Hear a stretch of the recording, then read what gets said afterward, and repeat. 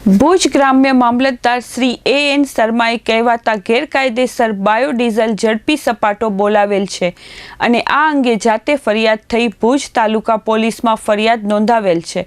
ભુજ તાલુકા પોલીસમાં નોંધાયેલ ફરિયાદ મુજબ ટ્રક નંબર 8958 વાળા ટેન્કરમાં ગેરકાયદેસર જ્વલનશીલ પેટ્રોલિયમ પ્રવાહી 19,000 લીટર જેની કિંમત રૂપિયા 14 લાખ જેટલી થવા જાય છે તથા ટેન્કરની કિંમત રૂપિયા 9 લાખ આમ રૂપિયા 23,44,000ના બાયોડીઝલના સાધનો આધાર પુરાવા મંજૂરી વગરના ગેરકાયદેસર રાખી જેમાં બાયોડીઝલનો જથ્થો સંગ્રહ કરી આ પદાર્થ જ્વલનશીલ હોવાનું જાણતા હોવા છતાં આ માટે અધિકૃત અધિકારી પાસે મંજૂરી નહીં મેળવી તેનાથી આગ લાગવાનું જોખમ હોય વગેરે બાબતની ફરિયાદ નોંધાવેલ છે।